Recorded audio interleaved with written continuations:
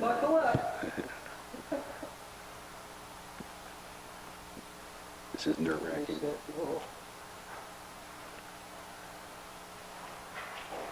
Just in time. So it's like 2:30 to 4:45. Yep.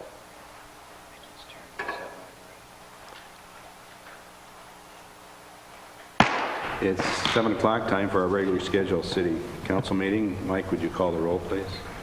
Collier Wise. Here. Erickson. Here. Holland. Here. Clarion Mines. Here. Holly Mines. Here. Price. Here. Ward. Here. Wilson. Here. Mayor Powell. Here. Student Representative Ireland. Here. Would everyone please stand for the Pledge of Allegiance?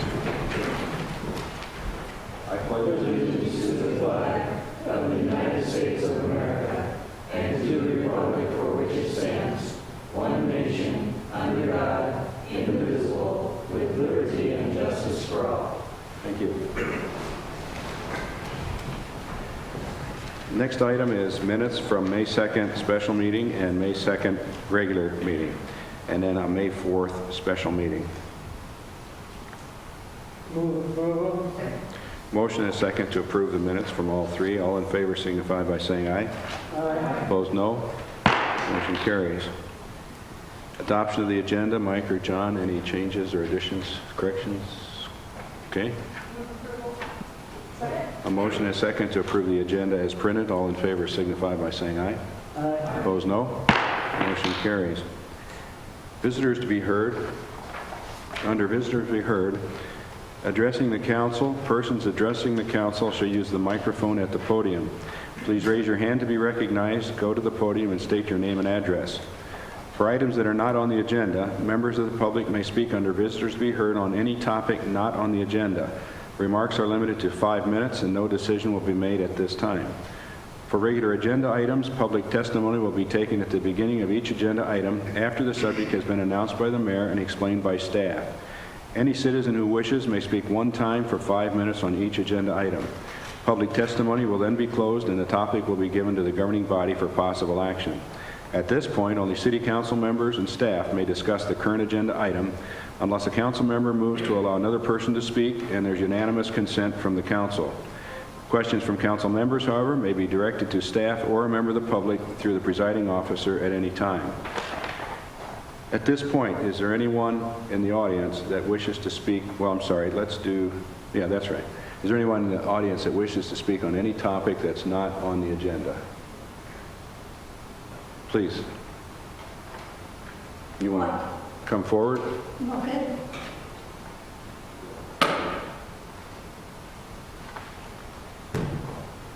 I just broke my leg. Good. Well, after session, we'll get a paramedic here. Okay. My name is Kathleen Carlson. Okay. I live in Vermillion, South Dakota now. What else do you want to know? Why I'm here? It's your opportunity to tell us what you'd like to tell us. Okay, I'll tell you who I am. You did that. I was vice president of the Museum of Los Angeles. I was assistant director of Pomona College. I did my graduate work at UCLA and Berkeley. And I did extra work in Connecticut. I was president of the American Wine Glassing Association. And I also wrote for R. Gordon Wasson on his book. If you want to buy it, it's $250 an issue. It's on microbiology in Mesoamerica, which are drug associations in northern Wisconsin. And I'm here because of the damage that's been done to my property at 210 East Main. I bought the property from my aunt and uncle after they were both dead, and have owned it till my father died, and a cousin. And then I came back to do work at the University of South Dakota. And for reasons I chose not to take the contract, I I'm still doing writing for Argyle and Wasson, and if you don't have a chance to buy the book, I doubt that you can get it at the library here. But it's a good one. But I'm here mostly because of the damage that's been done up to my property at 210 East Main. They called me Christmas Eve a year ago and said, we've turned off all the water in Vermillion, South Dakota, goodbye. And a 250-mile man said, bye. And I had no water. So I went to a grocery. We have 2 grocery stores in Vermillion. I asked them if I could buy water, and they said, we don't have any water, and it's a holiday season. And I thought, well, okay, that's fine. So I talked to the plumber, and he said, you can get water from Elk Point because Twyla, who used to work at Fullerton, is delivering groceries every morning to Vermillion, and she'll bring you 5 gallons of water.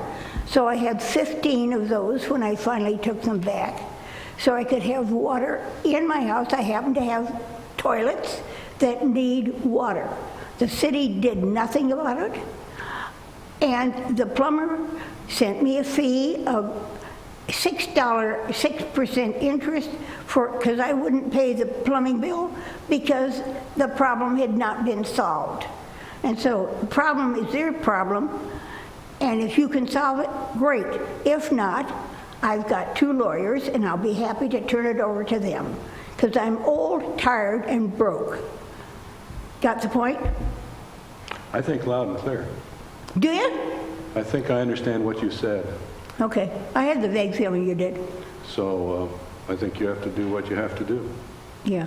The wall is still damaged because Paul, who was the plumber, he refuses to do it because he's not a mason. I called 1 mason in Yankton, 2 masons here. The 2 masons in the area didn't show up. So the wall is still damaged. My goal is to have it done before I die. Now, when am I going to die? It may be sooner than I think. Well, there's something that says we don't know the time or the day. Well, I have another point, because if I don't know a man that's got a good gun that knows how to kill, I can't go. I can't. Well, I think as I understand it, your path is to do what you think you need to do.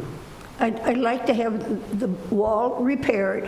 I don't care if Paul does it, if the Pope does it, if the idiot in the White House does it, just so that it gets done, because I know where the property's going when I'm dead. That's already been taken care of. Okay. Is there anything There's else? nobody in this room that would know where that money's going, but I know. Well, there's no reason I should know. That's right, but when the time comes, you'll know. Okay. Can I go away now? Please do. I mean, yes. Good. So you'll solve the problem. That's not what I said. Well, I didn't say that either, but I thought I'd try. I didn't win, but I I'll give you tried. credit for that. Huh? I'll give you credit for that. Oh, rats. Okay. Thank you. Have a good evening. Anyone else in the audience wish to speak on any topic that's not on the agenda? Anyone from the council have anything to bring forward this evening? Okay, then let's move on to public hearings, and it's time for annual malt beverage license renewals. And Mike, please. Applications for renewal of the malt beverage license have been received for establishment listed in the notice to hearing, which I'll read at the conclusion. The police chief has prepared his report indicating the performance of the establishment since July 1st, 2015, and when compliance checks were were completed during that time period. For those businesses that failed a compliance check, they were requested to file a management plan. They were included in the packet. Management plans were received from Hy-Vee Incorporated, Sunset Oil for Sunset Casino and Lucky 7 Casino, Pump and Stuff, and the Red Steakhouse. The City Council has the ability to renew licenses on basically two criteria: a suitable person and suitable location. Along with their applications, the businesses have included their fee, For the retail on-off sale malt beverage license, fee is $150. For the off-sale malt beverage license, the fee is $100. And for the on-off sale malt beverage with South Dakota Farm Wine is $112.50.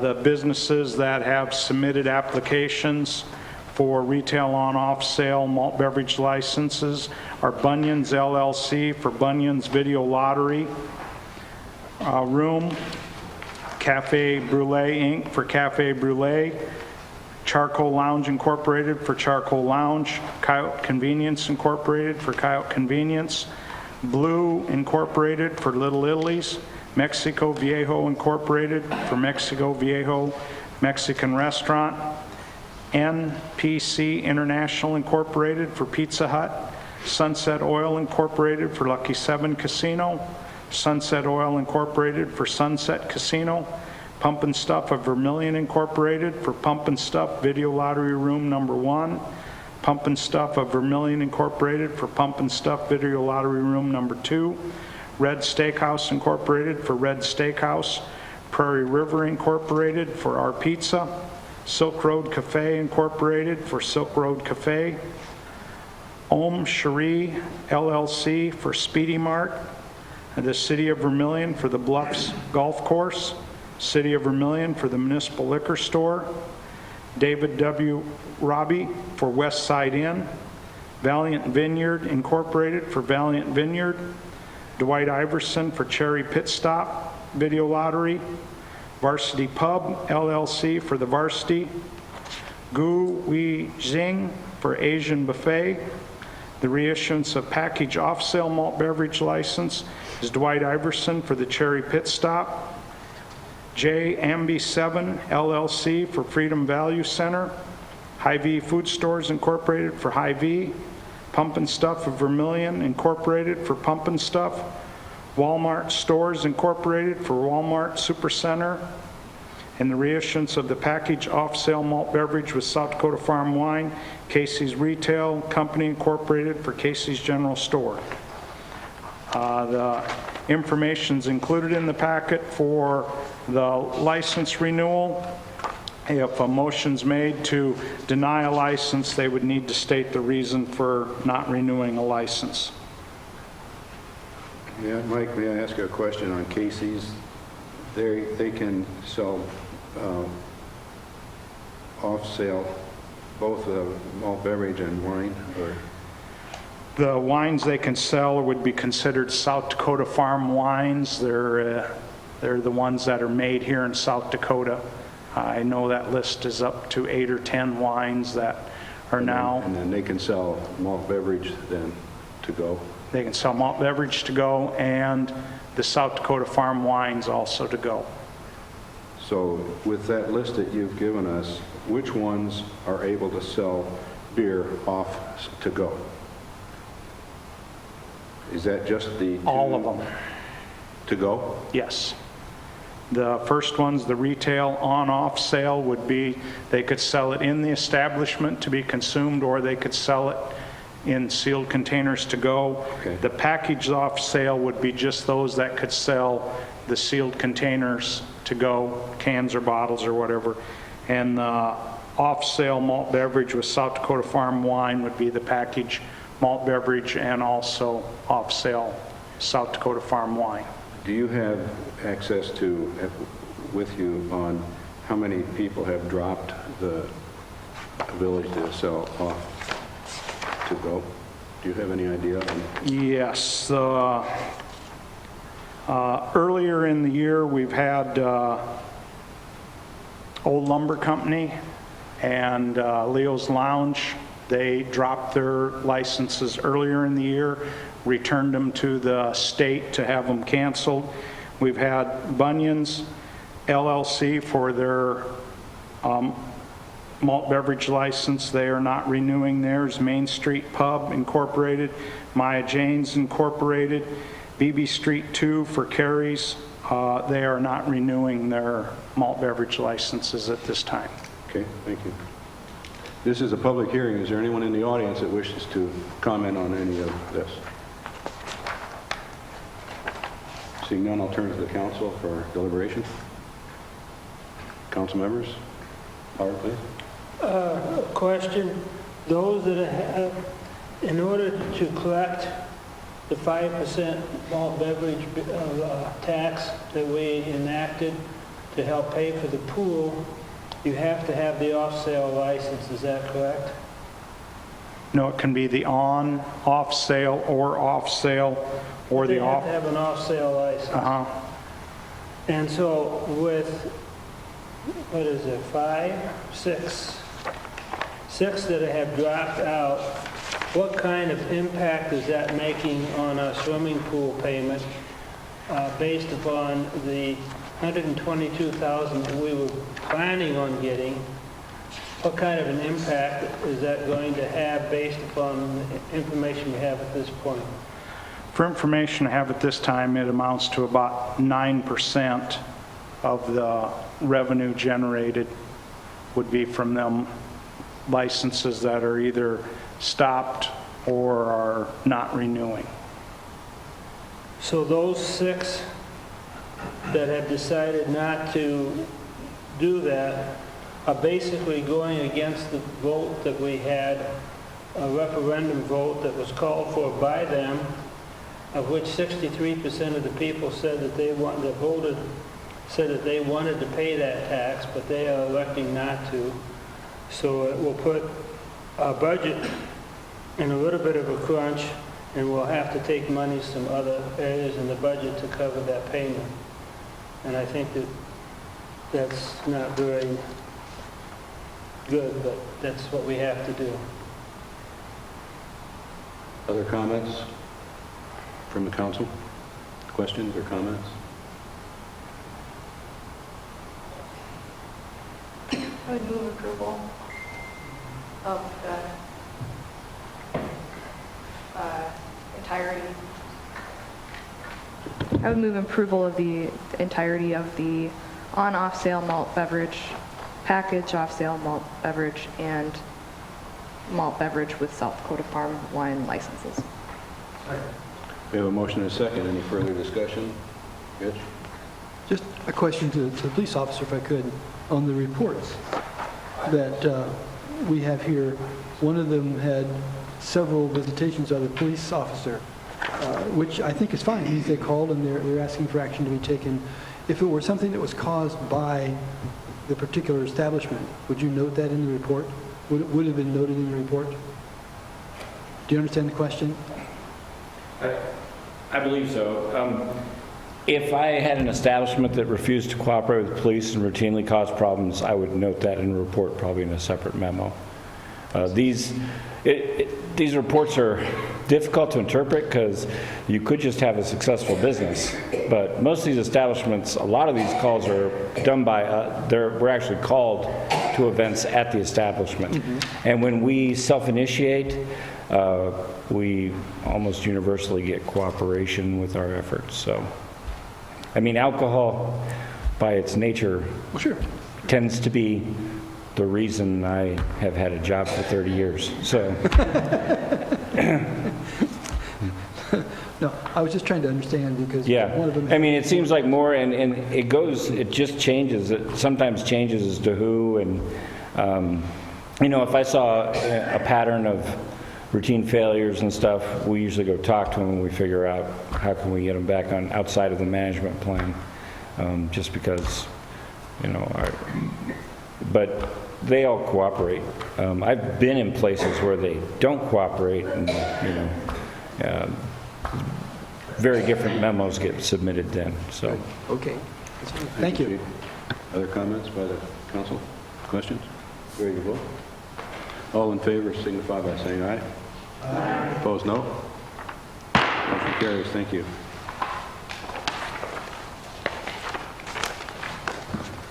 Now we move to old business, and item A is the second reading of ordinance 1339, amending section 155.032, R2 residential district to provide for fraternities, sororities, and boarding and lodging houses as conditional uses and providing for a lot and yard regulations for such uses. And Andy, please.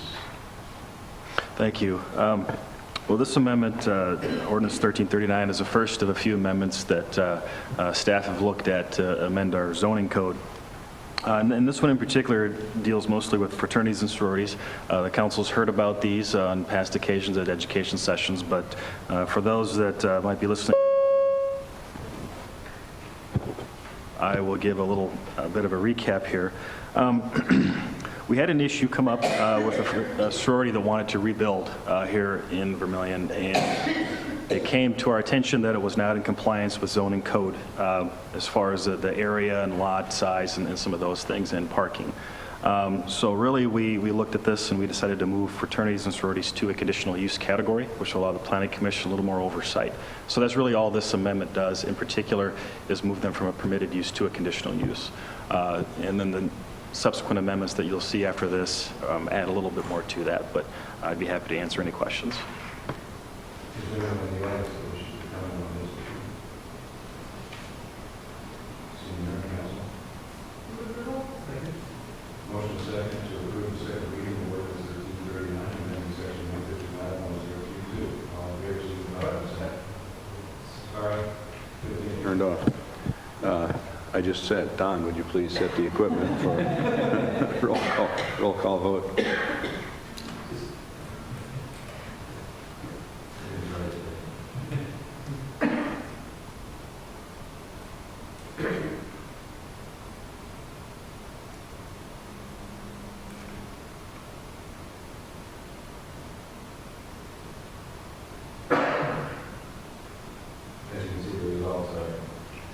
The results are 9 yes and 0 no, so the motion passes. Thank you.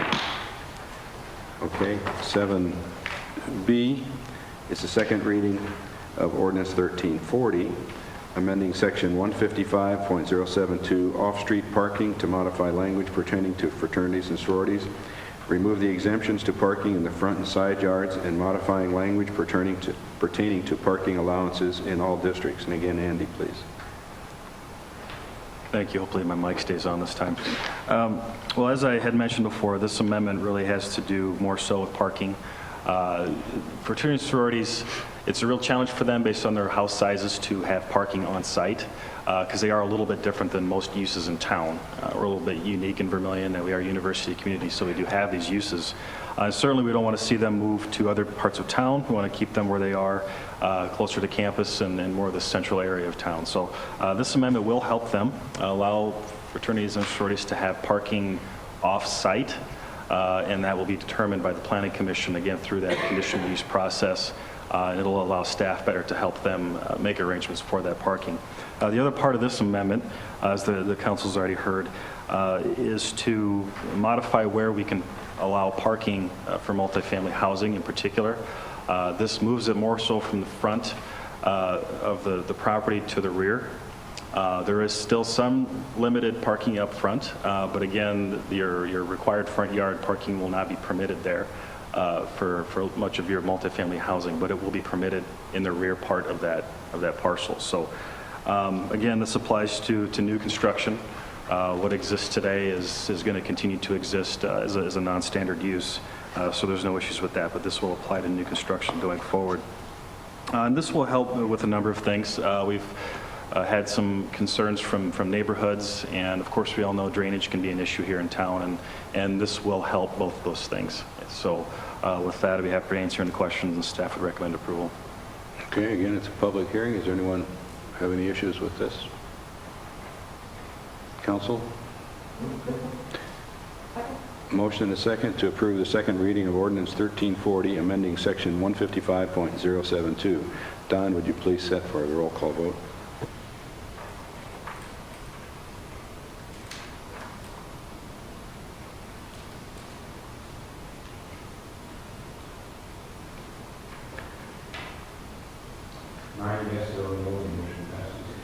Yes, 0 no, the motion passes. Thank you. Item C, second reading of ordinance 1341, amending section 155.008, definitions, amending the definition of an accessory building or use. Andy, please. Thank you again. Well, this amendment really is a housekeeping item. It cleans up some language that we've had to ensure our accessory uses are consistent as far as zoning with the principal use that accessory use serves. So that's really the only impact it has, is to ensure we have consistent zoning for these accessory uses. Okay, thank you. Council? Motion is second to approve the second reading of ordinance 1341, amending section 155.008. And Don, if you'd set the equipment, please.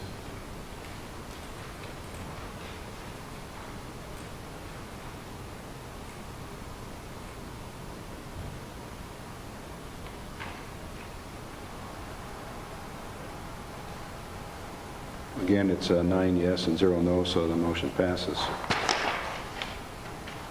Item D is the second reading of ordinance 1342, amending section 155.077, landscaping standards, providing additional requirements for living ground cover in all residential, commercial, and industrial districts. Again, Andy, please. Ordinance 1342 strengthens the city's landscaping requirements. This stems from some discussions the Planning Commission's had in the past, and as well as some discussions we've had on the staff level as well, with the need for some more green space.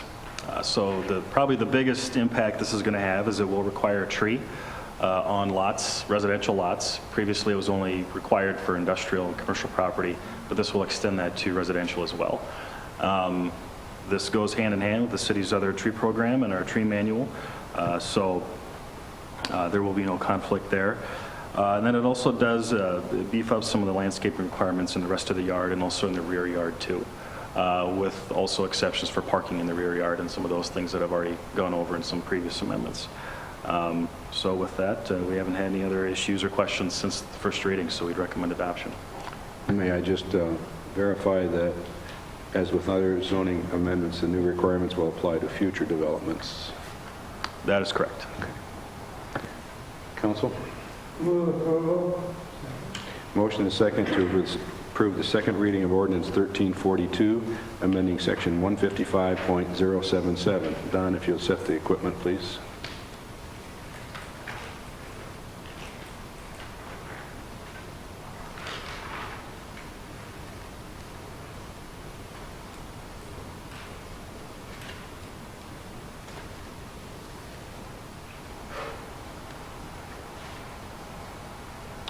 Again, it's 9 yes and 0 no, so the motion passes. Thanks, Andy. Moving to new business. Item A is a request to close Main Street from the intersection of Main and South Norbeck Street to the intersection of Main and High Street on October 8, 2016, from 6 a.m. to 12:30 p.m. for the Dakota Days Parade. And Derek, please. My name is Derek Chancellor. I'm the administrative intern / communications intern for the administration this summer. Yeah, Jack pretty much covered it. Saturday, October 8th is the Dakota Days Parade this year.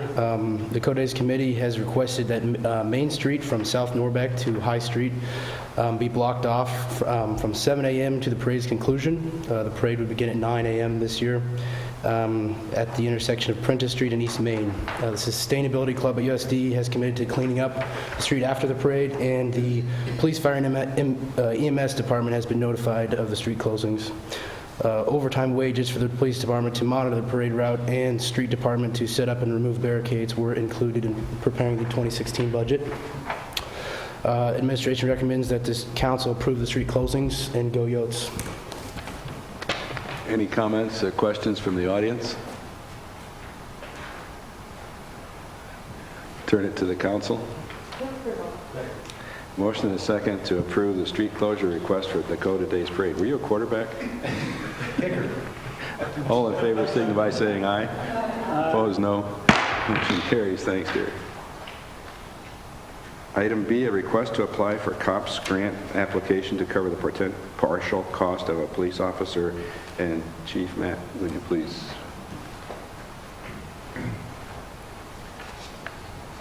As outlined in the agenda, this is an attempt, again, to apply for partial funding for a new position. This new position just quickly would be a new officer, but it would allow us to promote an officer to detective and increase our detectives. The idea would be to supplement the two areas that I feel that we could use more help in, and that's school resource officer, which currently falls under the detectives, and additional investigative efforts, especially as it pertains to drugs and crimes against persons. The grant is through the federal government.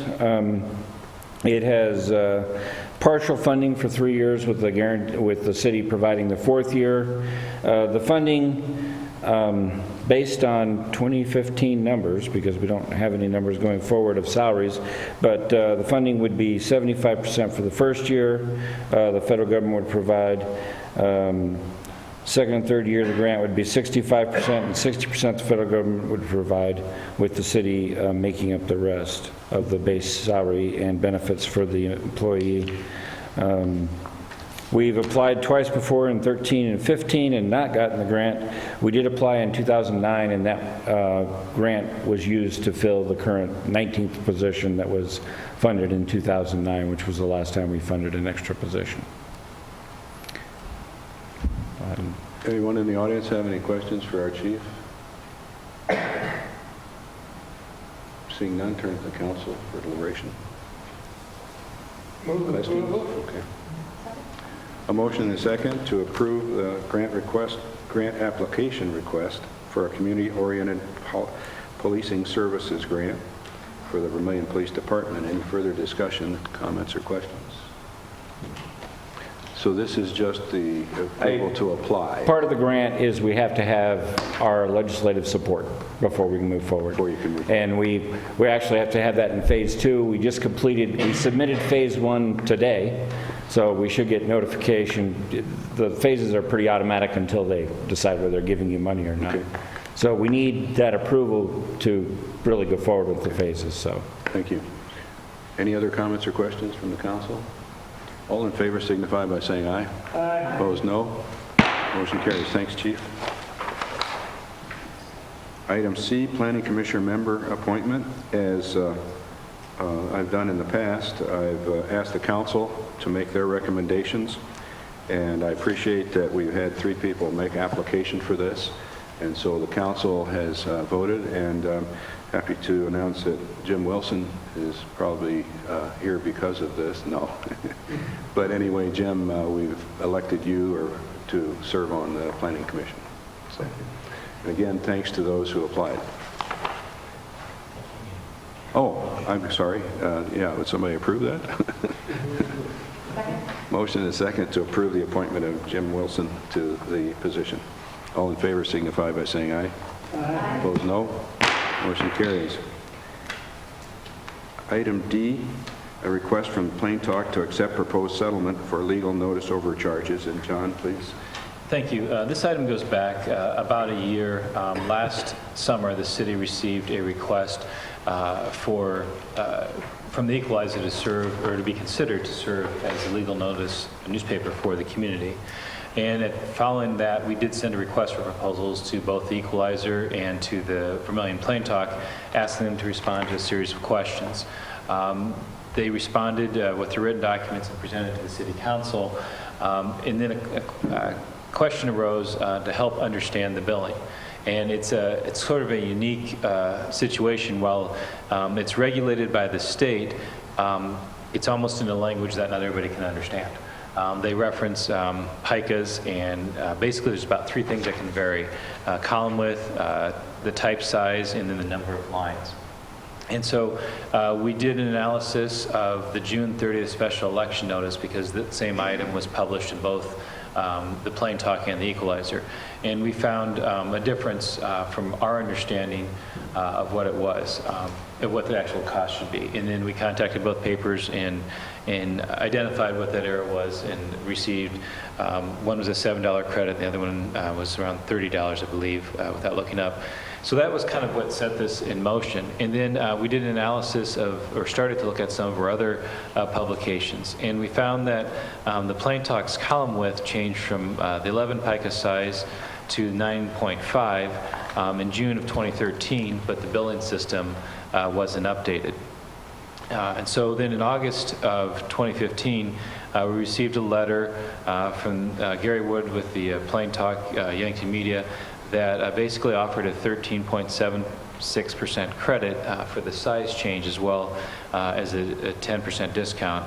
And so in essence, the city received a $5,469.70 refund for an overcharge for the time period of June 2013 to roughly June of 2015.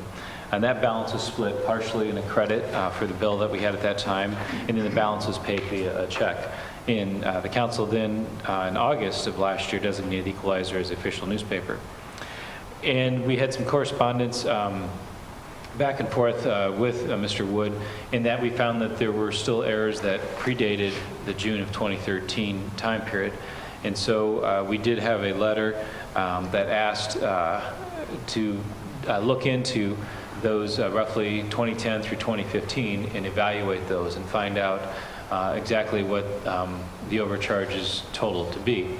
The reply back was that this would be an extensive, labor-intensive effort, and asked us to propose a number for them to consider. And both the City of Vermillion, Clay County, and the Vermillion Public School District were all involved at this point in time with respect to that. And so in working with Mr. McCullough, we basically proposed that we extrapolate those 2 years to cover the 6 years. And so that was a proposal that was presented in December of 2015. This week we received a letter from Mr. Wood that last week we received a letter from Mr. Wood that he would consider the matter closed, in that the city would be refunded, my numbers here, $10,993.40 to cover that time period. And so that is a proposal before you, that acceptance and deposit of this check would reflect the city's acceptance of this being the total refund and considered payment in full for the overcharges for that time period. So I'd be happy to answer any question, but I know that the council's been involved with this with respect to new meetings and correspondence that's been provided to you. I'd be happy to answer any questions you might have. Is there anyone in the audience that has any comments on this item? I might note that if the council wouldn't accept this, it might incur considerable cost and labor to go through detailed information. So, no comments from audience, council? Yes, please. So just to be clear, in the letter that you sent, you proposed, he asked for a number, you proposed somewhat over $16,000, correct? And then we received a check for $10,000. Correct. So our five before. We received over 5 before. But, so was the 16 in addition to the 5? No. Okay. It was a triple of the first 2 years. Okay, so with what has been paid already and what the settlement amount is, how different is that from what you requested in your letter? It's the $5,000 credit in payment, the combination there that was received, I believe, in September of last year, plus this just under $11,000 would equal roughly that same amount that we had. So they've paid what you requested? Yes, in that's the correct. letter?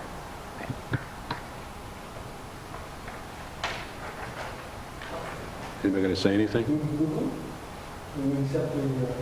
Okay. Yeah, well, I'll need a second first. Anybody going to second it? Second. Motion and second to approve the settlement. Steve? I had the same question Kelsey had, and I was going to move approval, so I'm fine.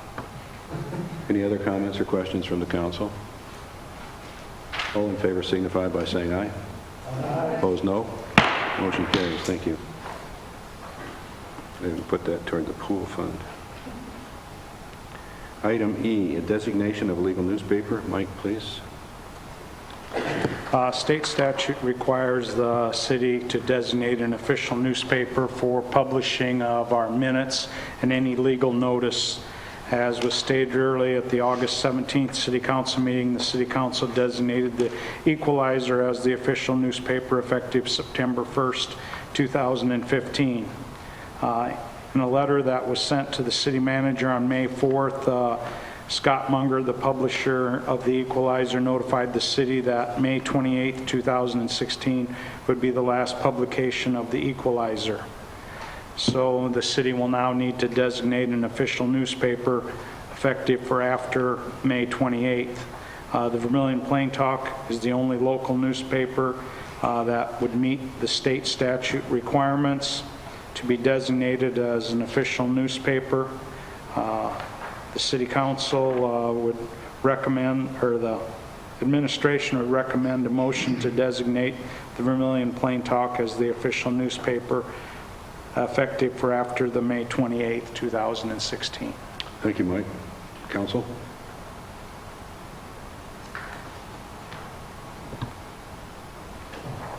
You have a question? Yeah, I have a question.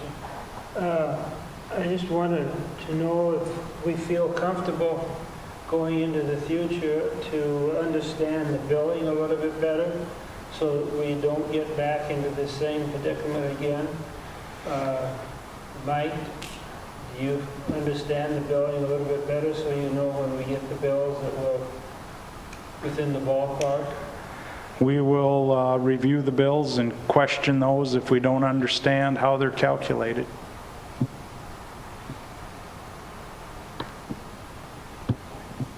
Please.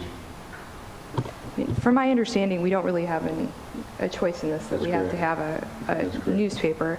And I hope that we don't run into any of these problems in the future. It is disappointing to me that, to a certain extent, our taxpayer money was subsidizing this paper at the same time that the competition was struggling.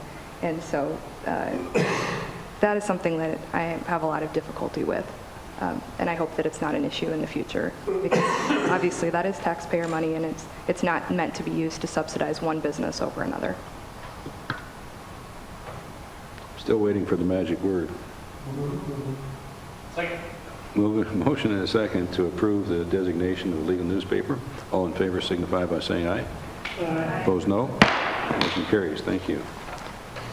Turning to item F, Library Board request for a permit for consumption but not sale on June 17 and July 15, 2016, from 7 to 9 p.m. at 18 Church for Books and Brew event. That would be the public library. And Mike, I guess you get... Yeah, Susan Hegestad on behalf of the Vermillion Public Library has requested this permit to consume alcoholic beverages on public property for their Books and Brew event at the Edith B. Sechrist Vermillion Public Library Garden behind the library from 7 to 9 on June 17th and July 15th. If the weather doesn't cooperate, the event will be held in the Kozak Room. State statute provides that a governing body may permit the consumption but not sale of alcoholic beverages on property owned by the public. The library at last meeting requested permit for consumption for an event being held here in May, and so now they're requesting for the next two events. Administration would recommend approval of the special permit for 7 to 9 on June 17th and July 15th at the library garden behind the library or the Kozak Room. Thank you, Mike. Council? Motion and second to approve the library board request for June 17 and July 15. All in favor signify by saying aye. Aye. Opposed, no. Motion carries. Thank you. Next are bid openings, and A is a 2010 Elgin Pelican NP street sweeper. And Shane, please. Thank you. The 2010 Elgin Pelican NP street sweeper has been replaced and was declared surplus by the council at the April 4th meeting. At that meeting that the street sweeper was declared surplus, the council also allowed staff to try and sell the equipment. The city is required to sell through sealed bids process when the equipment is appraised in excess of $500. The sweeper was appraised at $50,000. The city published the sale of the sweeper on the equalizer twice prior to opening bids.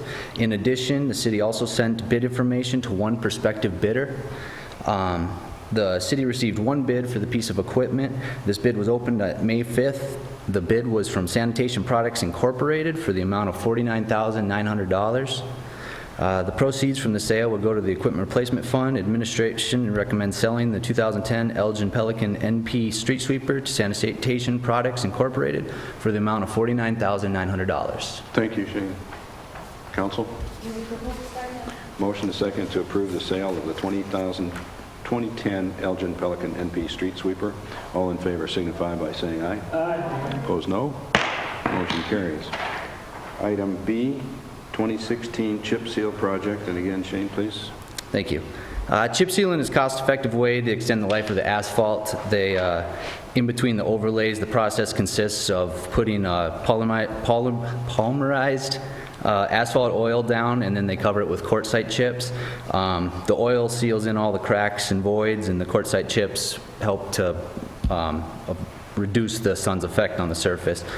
Bids were opened on May 11th for the project. 2 bids were received. The low bid was from Top Coat of Yankton in the amount of $75,788.26, and the high bid came in at $76,583.50. The bids came in at a much higher price than staff had estimated.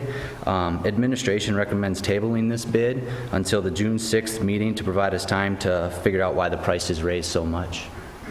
Thank you, Shane. Council? Thank you. Motion and a second to table. All in favor signify by saying aye. Aye. Opposed, no. Motion carries. The next item is the city manager's report. John, please. Thank you. Just a reminder that the Prentice Park Pool is scheduled to open on Thursday, May 26th, if weather permits. City offices will be closed on Monday, May 30th for the Memorial Day holiday. And we do have the free tire disposal set up for Vermillion and Clay County residents. You can drop your tires off at the Vermillion landfill, and part of a grant from the state to control the mosquito population is what's providing for this free tire disposal. We do encourage people to, if they have tires that they're looking to take out there, this may only last a couple weeks. That was our experience last time, in that the number of tires that equal the grant funds happened pretty quick. So if you do have some tires looking to get rid of, it might be worth your time here in the next week to get those taken out, as there would be no charge. Comments or questions for our city manager? Anybody? Okay, then we'll go to invoices payable. Any questions for Mike? Move to pay our bills. Second. Motion is second to pay our bills. All in favor signify by saying aye. Aye. Opposed, no. Motion carries. Item 12, consensus agenda. We have 2 items. A, set a public hearing date of June 6, 2016 for a special permit to exceed permissible sound levels for Vermillion Area Chamber of Commerce and Development Company for Thursdays on the Plots live music on or about July 21, August 4, August 18, September 1, with rain dates of July 28, August 11, August 25, and September 8 on Rodigan Plots and half block of Market Street south of Main Street. Item B, set a public hearing date of June 6, 2016 for a special daily malt beverage and wine license for the Vermillion Area Chamber of Commerce and Development Company, Inc. for Thursdays on the Plots, events on or about July 21st, August 4th, August 18, September 1, with rain dates of July 28, August 11, August 25, and September 8 on Rodigan Plots and half block of Market Street south of Main Street. Need a motion to approve consensus agenda. Motion is second to approve the consensus agenda. All in favor signify by saying aye. Aye. Opposed, no. Motion carries, Steve. Motion is second to adjourn. All in favor signify by saying aye. Aye. Opposed, no. Motion carries. We're adjourned. Thank you.